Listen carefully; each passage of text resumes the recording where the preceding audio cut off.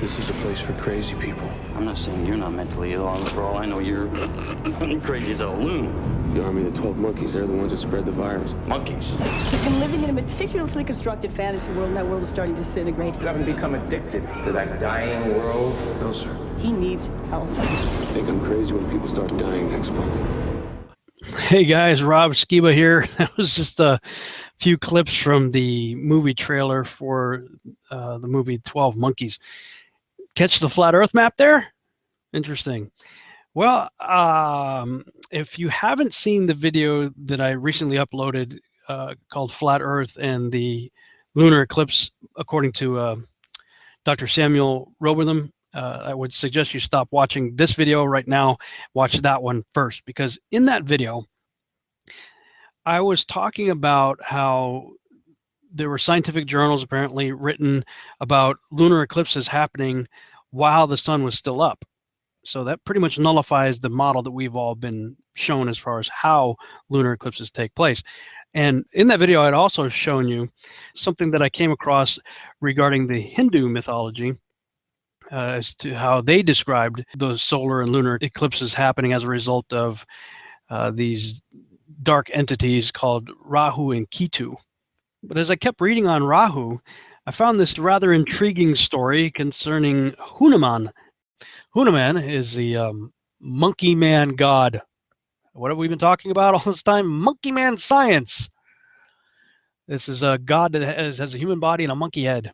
Hanuman, in his childhood, flew towards the sun as it appeared to be a big fruit. The day was solar eclipse day, when Rahu was to swallow up the sun.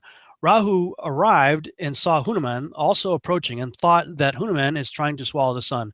Hanuman, seeing Rahu, was attracted by curiosity to the disembodied head and caught Rahu. On another occasion, during the Ramayana war, Ravana imprisoned the Navagrahas. Hanuman arrived and released them. They were grateful to Hanuman, saying, "People devoted to you are blessed by us too." All the Grahas thanked Hanuman individually for releasing them. Thus, it is believed that Rahu's negative influence will be subdued when one worships Hanuman.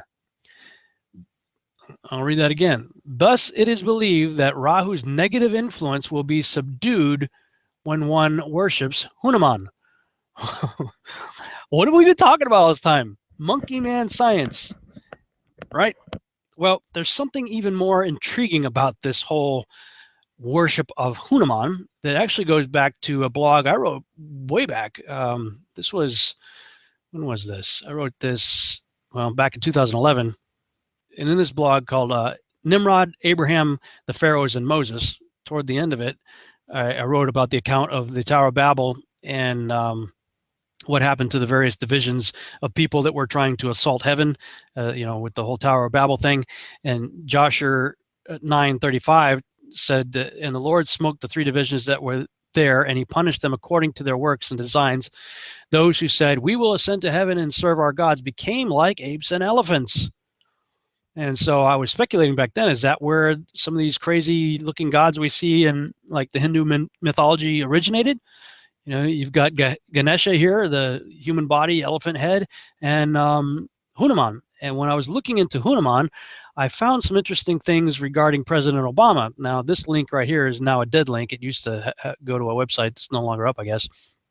And so when I decided to look into it again today, I found a bunch of stuff online that go back to his early days back in June 25th, 2008, the day before my birthday. New Delhi, Democratic presidential candidate Barack Obama can now expect help from an unexpected quarter, Lord Hanuman. And it goes on to describe while he was out there, I guess, All India Congress Committee member, whatever his name is, has organized an 11-day religious ceremony at Carol Bagh, here for his success in the United States election. The idea of sending an idol of Hanuman dawned on him after friends in the United States mentioned a prominent American politician who carried a miniature Hanuman idol in his pocket for luck, Mr. Obama said, speaking on the first day of the ceremony on Tuesday. After hearing that, I decided to gift Mr. Obama a larger gold-plated version along with the wishes of thousands of his supporters in this country, said the leader, struggling to lift the 15-kilogram, 21-inch brass idol. Here's an article also from 2008, June 27th, day after my birthday. A group of Hindus in India have presented Senator Barack Obama's campaign with a 2-foot Hindu monkey god idol after hearing the candidate carries a smaller version of the Lord Hanuman good luck charm with him as he vies for the presidency. Earlier this week, according to reports in India, Obama Representative Carolyn Savage Mar accepted the gold-plated statue, promising to pass it on to the candidate after it is sanctified through ritual Hindu prayers. The idol is being presented to Obama as he is reported to be a Lord Hanuman devotee and carries with him a locket of the monkey god along with other good luck charms, reported the Times of India. An hour-long prayer meeting to sanctify the idol was conducted by Congress party leader, whatever his name is, Obama, the temple priest. Obama has deep faith in Lord Hanuman, and that is why we are presenting an idol of Hanuman to him. You can keep reading the rest of that if you want to. And continuing here, found another article talking about this, this time from September of last year. It is known that Barack Obama carries at least a pocket full of different talisman. Perhaps one of the best known is a lucky charm or locket for a Indian Lord Hanuman idol. Hanuman is known by several names, including the monkey god, the Redeemer, and other omnipotent names in the Hindu world. He also received a 2-foot-high gold-plated idol of Hanuman in June of 2008. It would be interesting to know where he keeps this item and in what manner he relates to it. Indeed, it would be. Obama seeks Hanuman blessing for White House race, June 10th, 2008, New York. It's unusual, but it is a fact. Barack Obama, the presumptive Democratic Party's presidential nominee, is seeking the blessings of Hanuman in his battle for the White House. The 46-year-old senator from Illinois, who defeated his rival Hillary Clinton in an epic 17-month-long electoral battle for Democratic Party nomination, carries a tiny monkey god, apparently representing Hanuman, with him for good luck. Yeah, even Glenn Beck picked up on this. He did here's an article from January of this year. He talks a little bit about this, even quoting or even playing an excerpt from Obama talking about it. I don't think that's making fun of him at all. But here's the audio of Barack Obama from his book, The First Time He Saw Hanuman. There, standing astride the road, was a towering giant at least 10 stories tall, with the body of a man and the face of an ape. That's Hanuman, Lolo said as we circled the statue, the monkey god. I turned around in my seat, mesmerized by the solitary figure, so dark against the sun, poised to leap into the sky as puny traffic swirled around its feet. Wow. He's a great warrior, Lolo said firmly, strong as 100 men. When he fights the demons, he's never defeated. See, I'm beaten. Okay, now how big is he again? How big was he? 10 stories. That's a big 10 statue. Stories, and he's only as strong as 100 men. So here I've been talking about monkey man science all this time, and it's come full circle to this monkey god. Interestingly enough, related to this whole issue of blood moons, and possibly even related to this issue of CERN, which is also supposed to be firing up this week. And if you want to read more on that, go to my website, babylonrisingblog.com/CERN, CERN.html. And toward the end of that blog, I've got a little piece on Hanuman. He popped up again in my research regarding this subject on CERN, talking about its relationship to Saturn. And I wrote, this may shed even more light on the reasons why President Obama carries this god around with him.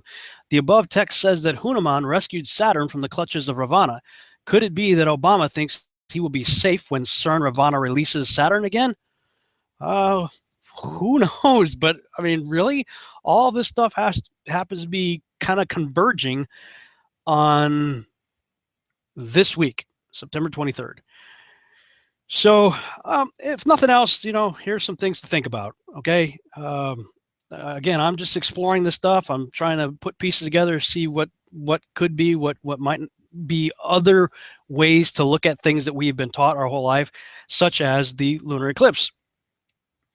I'm not too concerned about this blood moon coming up. I frankly think it's just going to come and go like any other celestial event that we've seen over the years. I don't expect that we're going to have asteroids coming, and I'm really not convinced of the whole Amerocentric Shemitah issues, especially since the United States was never commanded to follow the Shemitah rules.